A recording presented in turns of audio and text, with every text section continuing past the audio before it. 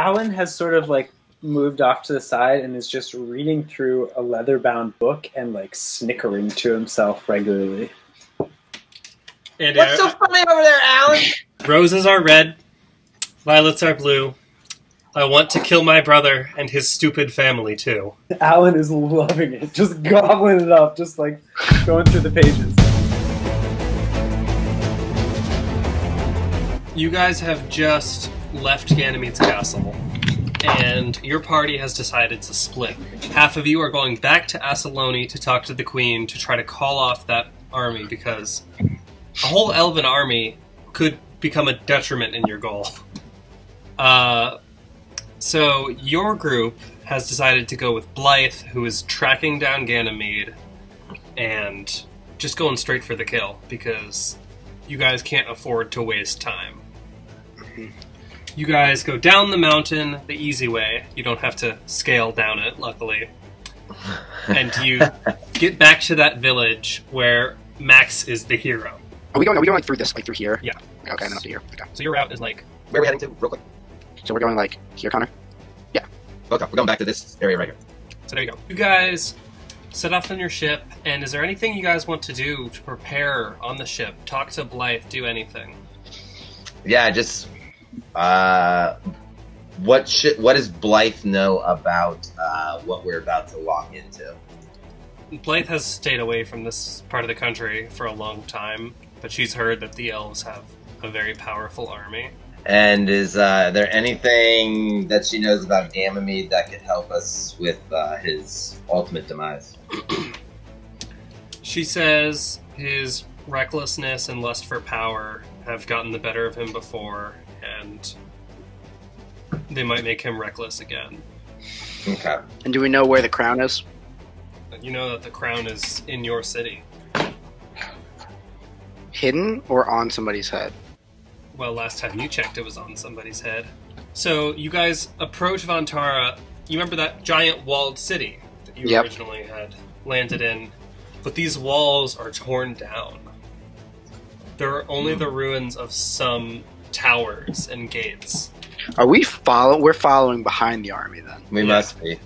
We have to get past them. You see all these elven ships in a harbor. They don't appear to be Ganymede's ships. They appear to be the elven ships. But Ganymede's controlling an elven army, right? He's leading them, but they aren't Ganymede's men specifically. So Ganymede's men have seen you. So they will act against you even if Ganymede doesn't order them to. Blythe says, I'll find a place to dock the ship, because there's a little river that continues through here, up till here, I'm pretty sure. Mm-hmm. So she's going to go downriver, and she's going to cast alter disguise your guys' appearance, so you can go into the city and meet her there. She will meet you at the Orc Village, and you guys go check out what's up. Okay. All of us? Yes. Yeah. Okay. Yeah, let's go. So she lets you off at a nearby bank, and you can walk into the city. You approach these smoldering towers, and you see there are people in the city, and they're not all just elves. There seems to be just some Bagradarian civilians, but there is no sign of the Bagradarian military. You go in, and essentially there are just elves that are guarding every single gate. You can still buy and sell the camels, but essentially these elves have kind of conquered this city, and they're just making sure the Bagradarians don't push back on this city. Disguise stuff doesn't last forever. We should probably move quickly. It is 4 gold for each camel. I'm going to buy Fluffy. Okay, I'll just buy 1 camel and Annie and I will share. Where's Blythe gonna ride? Can Blythe ride with me? Or am I No. too big? Okay, I'll buy 2 camels then. See if we can get a discount. Haggle. So, you approach this guy, and he's like, what do you want, filthy elf? I'm not... How about you walk away and let me go? Just say, never mind, I don't want you don't get my business. Yeah, I'm just gonna walk out. So, And then Kind of a shame. I'll go up. So, you walk up, and he says, what do you want? You helped us once before, and I'd like to purchase said camels back from you. Wink, wink, nudge, nudge. So he's going to make an intelligence check to see if he knows what you're talking about. Whew. He gives you the camels for free. Perfect. I thank him for that, and I just ask him real briefly what happened here and what should we expect.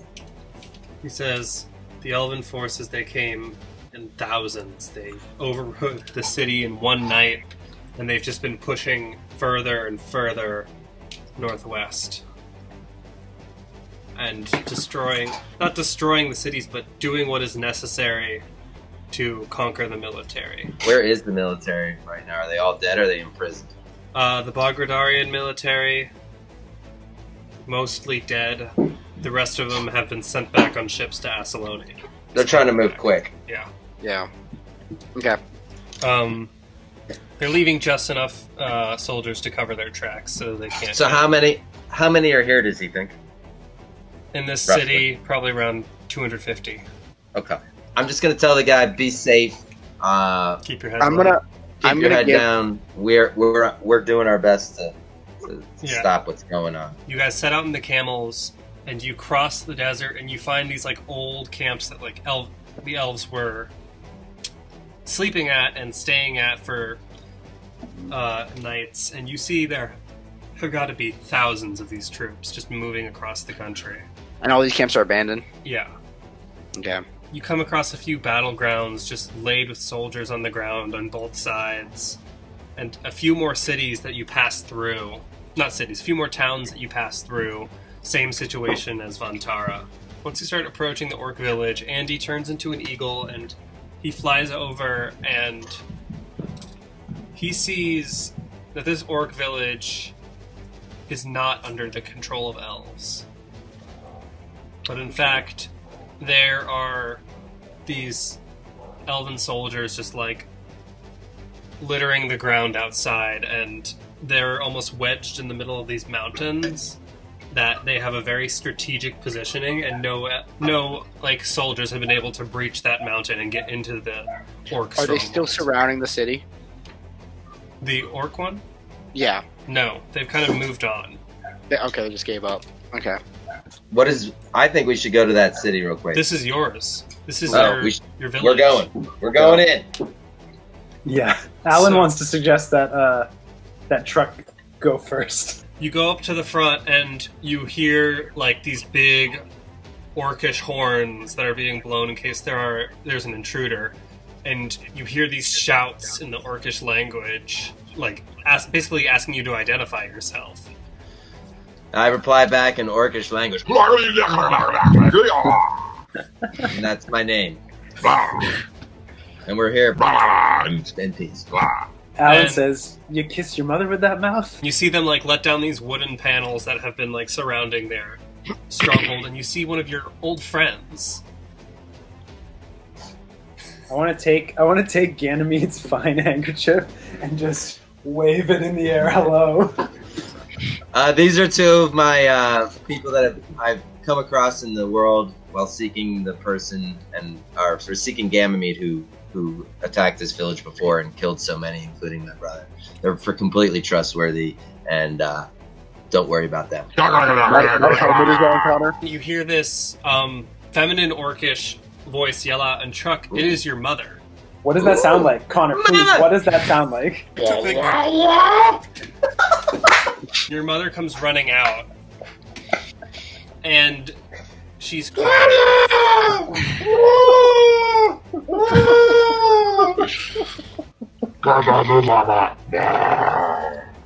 I just gave her a hug. She hugs you, but she starts crying. Okay. Why? Slobbering down Why his you face. crying, Mama? Why you crying, Mama?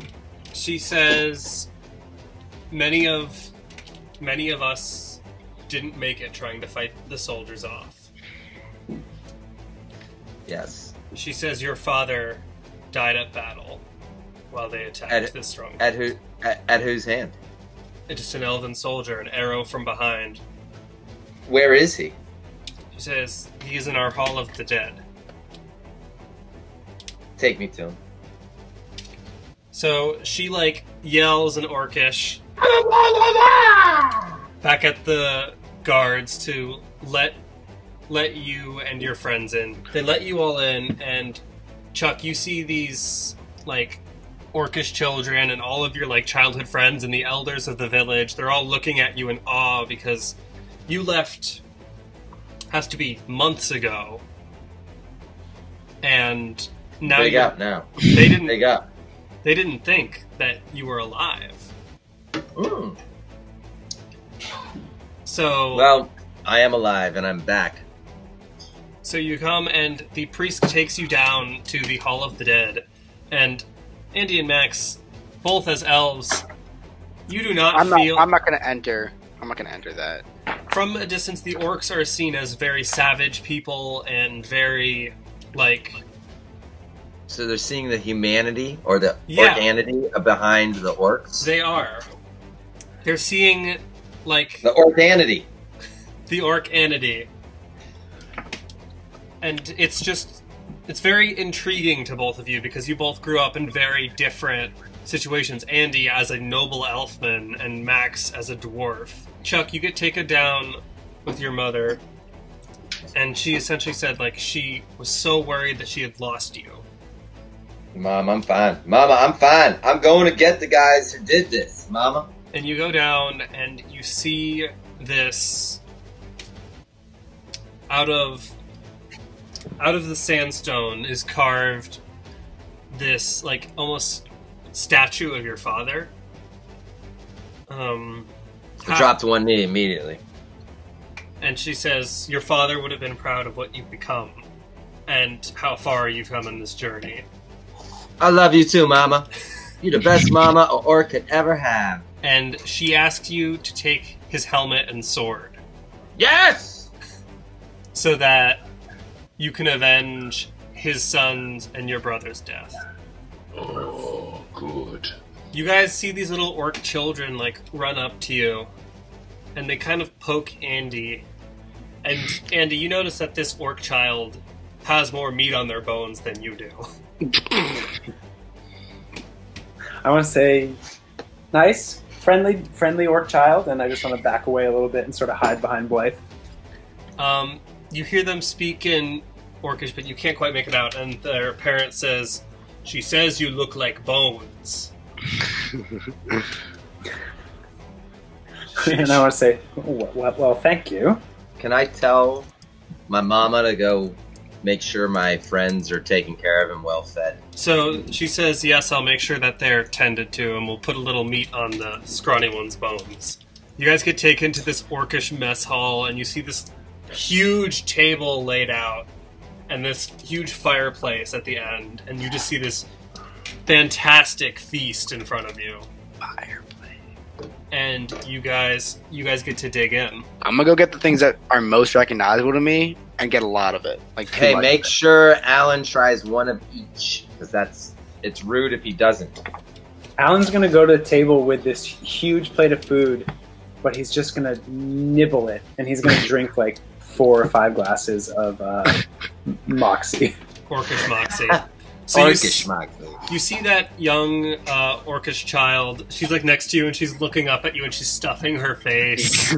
She looks like a chipmunk, and she like looks at Debris just flying everywhere. she looks at your food, and she looks back up at you.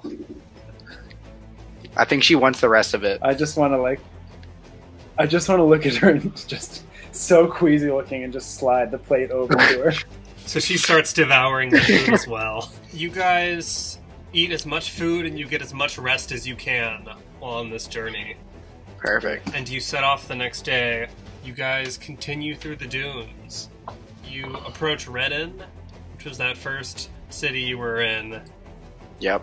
and it is, once again, in smolders. You guys continue up for a few days more, camping out at night, and you see, like, so many just ruined villages, camps, and cities. Are we getting towards the You are almost Dwarven? at the Dwarven city-state. And Okay. you're like, their forces must be, like, whittled down at this point. So you guys go up on this mountain at first, so you can scout out, and you see the giant bridge going across the ravine, and this beautiful dwarven carvings, and this is your home. There's a bridge. Yeah. Okay. It's only like 30 feet below, like where the ravine is, but Yeah, but yeah. you see these Bridges are helpful. fantastic dwarven face of a mountain. And you see just soldiers outside. These are elven soldiers. And you see Ganymede's men enter the city. Is there a tunnel near us? Yeah, so you guys find your way into a tunnel, Nice. and you're sneaking through these giant caves, and you see just elven patrols everywhere. Not so nice. No. How close are we in my house? It's across the city. But there's underground tunnels. We're in Max's home city, Yeah. and Alan's gonna say, "Oh, lovely! You'll have to show us around." My first fight was on that bridge. Oh, show us, please show us. The bridge that we saw. The bridge that has 300 I wasn't guards paying on it. attention. Oh, and now Alan's like annoyed because he missed it. Oh, Alan. You guys are walking through the city, and you guys see about 50 soldiers in this, like, marketplace area, and you see Ganymede's soldiers, like, in the center of all these elven soldiers, and you see Ganymede walking down the street, and he's ordering people to search around. He says, How many people around him? How many people around him? How many 90. people around him? Oh, God. and you see him take out the crown, and he hits it against his hand, and then he continues walking deeper into the mountain. Hi, Max, calm down now. I'm mad too. Alan, do you want to do something? You want to do something to calm us down? We're pretty mad right Max. now. Pretty mad. You look close, and you see blood on the crown. Oh, no. Max, don't get mad. Blythe says, Truck, you and I could probably take them all, right? No. You take 40 of them? Easily. No. There's too many. There's too many. Alan's gonna roll his eyes at that one. Max, you hear a whisper. And you look Join 'em. around. Ooh. Don't know what it says. You look around and you see a hand gesturing for you to follow it into a tunnel. Let's go. Let's go. I'm going. So Alan's gonna say, "What? Are you kidding?" We're going. Yeah. Blythe, like, grabs the back of your head and she I'll puts it grab down. him. She's like, I'll stay grab- down, let's go. I'll grab Alan and pull him. Yeah. And Alan, you're coming with us. you guys Oh, get into this God. tunnel and you see it leads down to the bottom of this tavern, okay? Mhm. And this was mainly used, it was a backup if there were, you know dragons and dwarves haven't always been the best of friends. No, Yeah. they have not. Yep. Okay. Yeah. So And it's you fine. see Yeah. 30 dwarves just hiding. Do I see my parents? So you look around and you're like, are my parents here? And you see your mother and father, and they run up to you, and they're like up to here Yeah. on you. Yeah. And they run up and they like take off your helmet, and they start grabbing your cheeks. They're like, oh, thank goodness you're safe. And they Yeah. hold you. And hug them. Yeah. I'm gonna be like, Thorin's okay too. He's actually in way less danger than I am right now. Demdor is coming to our aid. There have been reports of the I know, we countries across the contacted realm them. hearing humming underneath the ground. We And the just ground shaking because they are getting closer and they will be here eventually. The Down is sending his reinforcements, but our king is dead. I know. I saw the crown. She says, "Who is this? Who is Ganymede? this man? Ganymede. Why are the elves attacking?" Do you know what? So the crown has the power to awaken the deep, or control the deep. Do you know what the deep is? Who are you asking to? Your mother, your father? I'm gonna ask this to everybody in the room because, like, I don't know nothing. Your mother says, "Who are these people that are with you? Have they helped you on your journey?" yeah. So the tall one's name is Truck. He wants to kill Ganymede pretty badly. Oh, I want to kill him. Yeah. If he starts talking about it, he's not gonna stop talking about it. It's his defining personality trait. The guy reading the book and making jokes at us is Alan. He's really skinny, as you can see. and he's the assistant to the woman next to me who also really wants to kill Ganymede. So, Blythe takes off her helmet, and she says, "We will do everything we can to bring Ganymede's life to an end." Yeah. So Ganymede killed Truck's brother and her father. And my father. And your father. And it ultimately killed my father. Yeah. Alan will say, and let's be honest, who hasn't he killed at this point? Yeah. Always with the jokes, Alan. You're hilarious. She smacks you on the back of the head. She says, "I trained you to be smarter than this, and you're walking back in here even though there's an entire army." I have like an idea. Like we have an outline. She and says, "You have An outline. What do you have? What do you have? I raised you to be smarter than this." And she smacks you on the back of the head again. We're gonna have I got an outline. And she has to jump up to do so. Yeah, she does a little hop and slap. So here's what I got so far. It's pretty good. It's pretty good. Just listen to me, okay? Don't hit me until I'm done yet, please. Also, we go to the armory. We get all the bombs. We blow up the palace, and then we kill Ganymede, who's probably sitting on the throne because he's an arrogant man. This is a terrible plan, and I've been known to make some pretty stupid plans. She says, "I agree with the big man." She says, "Shush! I did not say you could speak. Did I teach you to interrupt me?" She says, "What makes you think that you are fantastic, fantastic?" And she like rubs your cheeks, and she says, "You are fantastic, but what makes you think you can do what our entire military could not?" One of the gods told me I could. So this piques her attention. She's like, "What did you say?" Yeah, I had this voice in my head. Like there was a statue of a Dwarven dude. He had like fire and forges around him. He didn't say his name, but like he started talking to me when we were at Ganymede's like home. How much moxie have you had to drink, buddy? I haven't had any since this campaign has started. Alan says, "My thoughts exactly." Her eyes widen, and the dwarves start muttering to themselves. Am I missing something? Yeah, they think you're dumb. Listen, man, I'm just telling them what, like, I heard a voice with the statue. The statue was obviously speaking to me for some reason. I'm just here to kill Ganymede. That's what I'm here to do, guys. I'm good at that stuff. This guy.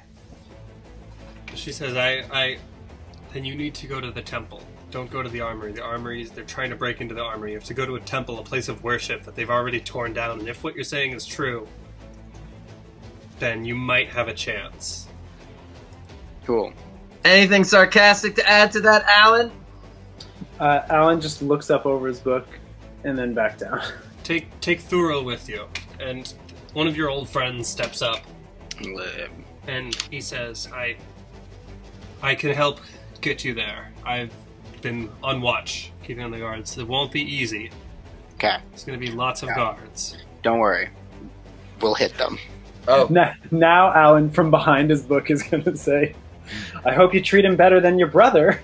Oh! That's so rude. She says, "What was that?" I'm gonna leave. I'm gonna just walk up the stairs now. She grabs you by the back of your shirt, and she pulls you back. She says, "Do tell me what you mean." He tied him to a tree for days. For days, I tell you. Did you now? I didn't even know about the tree. I was just talking about ignoring him for hours and hours on end. What else did this boy do to his brother? Alright, Mama, we love you. But we got to go do some stuff. She says, "Good luck. It's nice to see that you're alive."